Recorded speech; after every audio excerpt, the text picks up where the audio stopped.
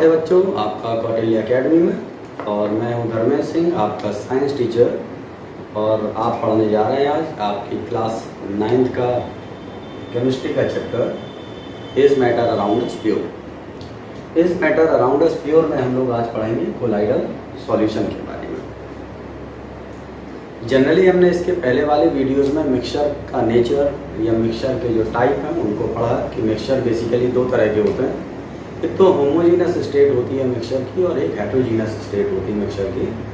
तो जहाँ दो कंपोनेंट जो उनको ऐड किया जाता है मिक्सचर बनाने के लिए, उन कंपोनेंट्स में अगर कोई आप डिफ्रेंशिएशन नहीं कर सकते हैं, उनको फ़र्क नहीं किया जा सकता, तो ऐसे मिक्सचर को हम होमोजीनस मिक्सचर कहते हैं। लेकिन अगर दोनों कंपोनेंट्स में डिफरेंस हो सकता है, उनको क्लियर कट आइडेंटिफाई किया जा सकता है, तो ऐसे जो मिक्सचर होते हैं they are called heterogeneous mixture. अब हम लोगों को मतलब ये है कि मिक्सचर में जो स्टेट्स हैं वो तीन तरह से बन सकती हैं। एक तो बनती है ट्रू सॉल्यूशन के फॉर्म में स्टेट, जो कि नंबर ऑफ या साइज ऑफ पार्टिकल पे डिपेंड करती है।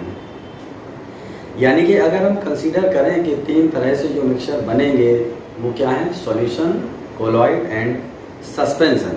हम तीन तरह की स्टेट देखते हैं मिक्सचर की।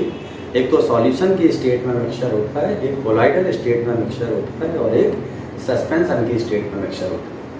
तो जब हम तीन तरह की स्टेट को समझते हैं तो ये क्या है, सस्पेंशन, जिसका मतलब क्या है कि अगर पार्टिकल का साइज 10⁻⁻7 सेंटीमीटर से ज़्यादा है, या ऐसे कहते हैं कि 1 nm, और जो कोलॉइडल साइज है, ऐसे समझ लीजिए कोलॉइडल जो साइज है पार्टिकल का वो 1 nm से लेके 100 nm के बीच में होता है। अब अगर कोई पार्टिकल कोलॉइडल साइज के पार्टिकल से ज़्यादा साइज में है तो उसको हम सस्पेंशन कहते हैं। और किसी पार्टिकल का साइज अगर सॉल्यूशन के पार्टिकल के साइज से ज़्यादा है, सॉल्यूशन का जो साइज होता है वो 1 nm से कम होता है, यानी कि लेस देन 10⁻⁷ सेंटीमीटर। तो 1 nm से कम या साइज जो होगा पार्टिकल का वो क्या होगा, लेस देन 10⁻⁷ सेंटीमीटर ये होगा। तो सॉल्यूशन में जो पार्टिकल होते हैं उनमें पार्टिकल का साइज 10⁻⁷ सेंटीमीटर से कम होता है।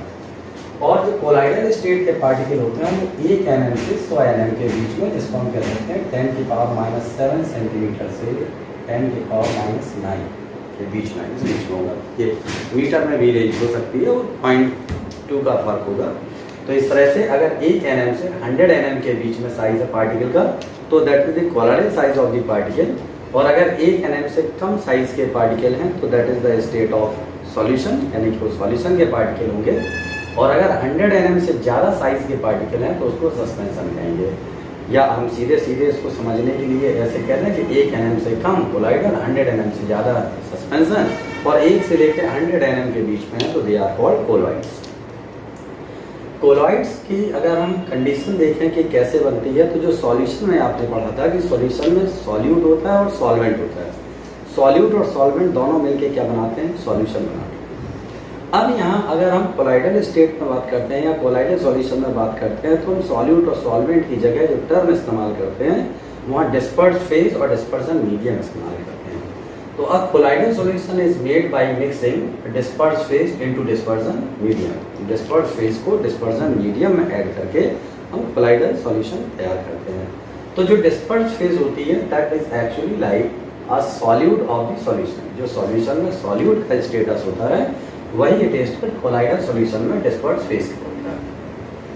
और सॉल्यूशन में जो स्टेटस सॉल्वेंट का होता है वही स्टेटस कोलॉइडल सॉल्यूशन में डिस्पर्सन मीडियम का होता है। यानी कि डिस्पर्स फेज को हम सॉल्यूट कह सकते हैं और डिस्पर्सन मीडियम को सॉल्वेंट कह सकते हैं। दोनों की मिक्सिंग करने से क्या बनता है, कोलॉइडल सॉल्यूशन बनता है। As the solute is added into the solvent it result into the formation of solution. Similarly जब कोलॉइडल सॉल्यूशन बनता है disperse phase is added into the dispersion medium, as a result colloidal solution is formed. जो colloidal solution होते हैं, colloidal solution की कुछ certain properties होती हैं। जैसे कोलॉइडल सॉल्यूशन में सबसे इंपॉर्टेंट प्रॉपर्टी है, जैसे पहली प्रॉपर्टी है हेट्रोजीनस नेचर। हेट्रोजीनस नेचर का मतलब ये होता है कि इनमें जो डिस्पर्स फेज है और डिस्पर्जन मीडिया में उनके बीच में हम डिफरेंस कर सकते हैं, ठीक है नहीं, दोनों में फ़र्क किया जा सकता है। Disperse phase is distinguished from the dispersion medium and both the components do not remain into the same phase, दोनों एक ही फेज में नहीं एग्जिस्ट करते हैं, इसलिए इसको हम क्या कहते हैं, heterogeneous nature of the colloidal solution. तो कोलाइडल सॉल्यूशन हेट्रोजीनियस नेचर के होता है। अगर हम साइज का कंपैरिजन करें सस्पेंशन से या सॉल्यूशन से, तो जो पार्टिकल का साइज है, सस्पेंशन का पार्टिकल साइज सबसे ज़्यादा होगा, यानी कि सस्पेंशन में जब मिक्सचर है तो particle size in the suspension is more than 10⁻⁷ centimetre या 100 nm से ज़्यादा होते हैं। तो सस्पेंशन के पार्टिकल जो होते हैं वो सबसे ज़्यादा बड़े साइज के होते हैं मिक्सचर की कंडीशन में। उससे कम साइज में होते हैं कोलाइडल साइज के पार्टिकल, और उससे भी कम साइज के पार्टिकल होते हैं सॉल्यूशन के जो पार्टिकल होते हैं। तो सॉल्यूशन के जो पार्टिकल हैं उनमें पार्टिकल का साइज सबसे कम, कोलाइडल सॉल्यूशन में उससे पार्टिकल का साइज थोड़ा सा ज़्यादा, और सस्पेंशन में पार्टिकल का साइज और भी बड़ा होता है। इस तरह से comparatively we have got the idea of the size of the particle in the state of solution, colloidal solution and the suspension. Third important point is the visibility. Visibility का मतलब ये होता है कि हम जब सॉल्यूशन को पढ़ रहे हैं, कोलाइडल सॉल्यूशन को पढ़ रहे हैं, तो उनमें जो पार्टिकल्स हैं वो पार्टिकल्स क्या नेकेड आई से देखे जा सकते हैं? तो नहीं भाई, नेकेड आई से आप पार्टिकल को नहीं देख सकते हैं। They are little larger particles than the solution, but the particle size in the colloidal solution is not as larger that can be seen by naked eyes. इतने बड़े नहीं होते हैं साइज में कि हम इनको नेकेड आई से देख पाएँ। And even it's very difficult to see the colloidal particles with the help of microscope. अगर माइक्रोस्कोप से भी देखना चाहेंगे तो इतने इजीली ये नहीं दिखाई देते हैं, तो they are not visible by the naked eyes. तो हम जो ये कह सकते हैं कि कोलाइडल सॉल्यूशन में जो पार्टिकल हैं वो विजिबल नहीं होते हैं। हाँ, एक इम्पॉर्टेंट फिनोमेनन ये जरूर शो करते हैं जिसको हम क्या कहते हैं, टिंडल इफेक्ट कहते हैं। टिंडल is a name of a scientist, ये साइंटिस्ट का नाम है जिन्होंने कोलाइडल सॉल्यूशन में एक इफेक्ट का ऑब्जर्वेशन किया जिसे हम इनऑल टिंडल इफेक्ट के नाम से जानते हैं। क्या है ऑब्जर्वेशन, समझते हैं। हमने एक कंटेनर ले लिया है, ये क्या है, दिस इज अ कंटेनर, और इस कंटेनर में हमने कोलाइडल सॉल्यूशन फिल कर लिया। Now understand first of all the operators. ये एक कंटेनर है, इस कंटेनर में कोलाइडल सॉल्यूशन को भर लिया गया है। कोलाइडल सॉल्यूशन के भरने के बाद हमने एक अरेंजमेंट ऐसा कर लिया कि एक कन्वर्जिंग लेंस इस्तेमाल कर रहे हैं। यहाँ क्या है, here is a converging lens, light and this the source of light. ये लाइट का सोर्स है, यानी कि लाइट यहाँ से प्रोड्यूस होगी और किसके थ्रू होके जाएगी, कन्वर्जिंग लेंस के थ्रू जाएगी, जिसको हम क्या कहते हैं, कॉन्वेक्स लेंस कहते हैं। कॉन्वेक्स लेंस को हमने यहाँ रास्ते में लगा दिया है, इसका काम यह है लाइट को कन्वर्ट करना। अब ये लाइट यहाँ से होते हुए कैसे पास होगी, कोलाइडल सॉल्यूशन से पास होके जाएगी। हमें ऑब्जर्वेशन के लिए हमने एक माइक्रोस्कोप हेड ये लगा दिया है, this is a microscope. Microscope को यहाँ लगाने का पर्पज़ ये है, माइक्रोस्कोप लगाया है। माइक्रोस्कोप को लगाने का पर्पज़ ये है कि हम ऑब्जर्वेशन कर पाएँ कि यहाँ किस तरह का विजन दिखाई देगा। तो यहाँ ये ऑब्जर्वर की आई लगी हुई है जिसका काम है देखने का, see it is around imagination. ये सब क्या है, एक तरह का इमेजिनेशन है जिसको हम समझ के लिए तैयार किया है। तो अंडरस्टैंड कि there is a container, container has the colloidal solution and there is an operator, जिसका लेंस इस्तेमाल किया हमने, जिसका काम है लाइट को कन्वर्ट करना। माइक्रोस्कोप है और एक ऑब्जर्वर की आंख है। Now see the light from the source passes through the convex lens and then goes through the colloidal solution. अब ये किससे होके जाएगी, कोलाइडल सॉल्यूशन से होके जाएगी। तो ऑब्जर्वर क्या देखता है कि यहाँ लाइट का जो है वो पाथ स्पष्ट दिखाई देता है। There is a visible path of the light, this is a visible path of a light. Light का जो रास्ता है वो स्पष्ट दिखाई देता है और ये एक कोण के रूप में दिखाई देता है। This is known as Tyndall cone. इसको क्या नाम दिया गया, टिंडल कोण नाम दिया गया। और ये जो फिनोमेनन है टिंडल कोण कोलाइडल सॉल्यूशन में दिखता है, इस इफेक्ट को टिंडल इफेक्ट के नाम से जानते हैं। So this effect is called the Tyndall effect, Tyndall effect. And now the question arises, why is this phenomenon getting observed, क्यों ये फिनोमेनन हो रही है। तो इस फिनोमेनन को हम क्या कहते हैं, स्कैटरिंग ऑफ लाइट। क्या कहलाती है ये, स्कैटरिंग ऑफ लाइट कहलाती है। यानी कि जो कोलाइडल साइज के पार्टिकल होते हैं वो लाइट की स्कैटरिंग करते हैं, उसको फैला देते हैं। तो इसका मतलब ये है कि कोलाइडल सॉल्यूशन के जो पार्टिकल्स होते हैं they are heterogeneous in nature. तो कैसे होंगे? हेटेरोजीनियस नेचर के होते हैं और इस तरह से लाइट का पाथ स्पष्ट देखा जा सकता है। This phenomenon is called Tyndall effect. Next is what the property of the colloidal solution, filterability. आप फिल्टर पेपर से कोलाइडल सॉल्यूशन को पास कर सकते हैं, फिल्टर किया जा सकता है। कोलाइडल सॉल्यूशन के पार्टिकल इतने छोटे होते हैं कि उसको सिंपल फिल्टर पेपर से अगर आप छानने की कोशिश करेंगे तो disperse phase and dispersion medium both pass through, दोनों ही चीज़ें इससे पास हो जाती हैं। इसका मतलब कि अगर हम कोलाइडल सॉल्यूशन में डिस्पर्स फेज को डिस्पर्सन मीडियम से सेपरेट करना चाहें तो हम सेपरेशन नहीं कर सकते। They are very small and they can pass through filter paper से ये पास हो। स्टेबिलिटी की बात करें कि how long a colloidal solution can stay, कितने समय तक कोलाइडल सॉल्यूशन स्टे कर सकता है, ये स्टेबिलिटी कहलाती है। तो ऑर्डिनरी वे में अगर हम देखें तो कोलाइडल सॉल्यूशन इज स्टेबल, ये अपने आसानी से डिस्पर्स फेज और डिस्पर्जन मीडियम में अलग नहीं होता है या उससे सेपरेट नहीं होता। बट इन केस अगर आपने किसी कोलाइडल सॉल्यूशन को बहुत लंबे समय के लिए रख दिया है तो disperse phase can get separated from the dispersion medium, तो वो डिस्पर्जन मीडियम से अलग हो जाएगा। और हम दोनों को इस तरह से कह सकते हैं कि in a long term colloidal solution is unstable but in short term this is stable. ये वैसा ही का वैसा बना है। Next is the important property called electrophoresis. Electrophoresis is the movement of the ionic particles or the charged particles of the colloidal solution to the opposite terminal of the battery। इसका मतलब ये है कि जो कोलाइडल सॉल्यूशन के particles होते हैं वो बैटरी के अपोजिट टर्मिनल की तरफ मूव करते हैं। यानी कि कोलाइडल सॉल्यूशन में अगर पॉजिटिवली चार्ज पार्टिकल्स हैं तो they will move to the positive terminal of the battery. If it is the positive particles of the colloidal solution they will move to the negative terminal of the battery. इस तरह से आयनिक size के particles का या आयनिक particles का जो कि colloidal solution का हिस्सा है वो बैटरी के जिस टर्मिनल से जोड़े जाते हैं उसके अपोजिट एंड की तरफ मूव करते हैं। यानी कि negative colloidal particles move to the positive terminal and positive colloidal particle move to the negative terminal. This kind of movement of the ionic particles और the charge particles of the colloidal solution is called electrophoresis. इसी phenomenon को हम क्या कहते हैं? Electrophoresis कहते हैं, जिसमें आयनिक पार्टिकल्स अपोजिट टर्मिनल की तरफ मूव करते हैं। हमने पॉजिटिव नेगेटिव लिया है बैटरी के साइन के हिसाब से, बैटरी के जिस एंड से इनको जोड़ा गया होगा।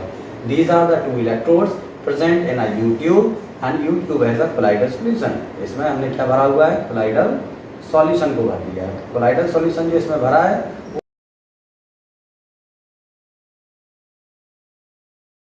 उसमें अपोजिट चार्ज के पार्टिकल्स होंगे, क्योंकि कोलाइडल सॉल्यूशन में पार्टिकल जो होते हैं उनको कोई ना कोई चार्ज होता है, या तो पॉजिटिव चार्ज होगा या नेगेटिव चार्ज होगा, या दोनों तरह के चार्जेस वाले पार्टिकल हो सकते हैं। तो जैसे भी पार्टिकल्स हैं उसके अंदर उस तरह से उनका मूवमेंट होगा। नेगेटिव पार्टिकल्स का मूवमेंट पॉजिटिव की तरफ और पॉजिटिव का मूवमेंट जो है वो नेगेटिव टर्मिनल की तरफ होता है। This is called electrophoresis. These are what in all properties of colloidal solution. Colloidal solution की इस तरह से properties. Now, depending upon the nature of the dispersed phase and the dispersion medium or the state of the dispersed phase and the dispersion medium, colloidal solution कुछ 8 तरीके से फिर से classify किए जाते हैं। ये हमने जैसे यहाँ क्लासीफाई किया, जैसे ये डिस्पर्स फेज का नेचर अगर हम समझें तो colloidal solution depending upon the nature of disperse phase and dispersion medium. Nature से मतलब यहाँ पे इनकी कह सकते हैं म्यूचुअल एफिनिटी से कह सकते हैं कि दोनों के बीच में म्यूचुअल एफिनिटी कम है कि ज़्यादा है। अगर डिस्पर्स फेज और डिस्पर्सन मीडियम में म्यूचुअल एफिनिटी ज़्यादा है, म्यूचुअल एफिनिटी से मतलब इन दोनों के बीच में अट्रैक्शन फोर्स अगर है, वर्क करता है, तो ये दोनों स्टेबल सॉल्यूशन बनाएंगे जिसको हम कहते हैं लायोफिलिक कोलॉइड कहते हैं। क्या कहते हैं? Lyophilic colloid. तो पहले टाइप का कोलॉइडल सॉल्यूशन क्या होगा? Lyophilic colloid. The colloid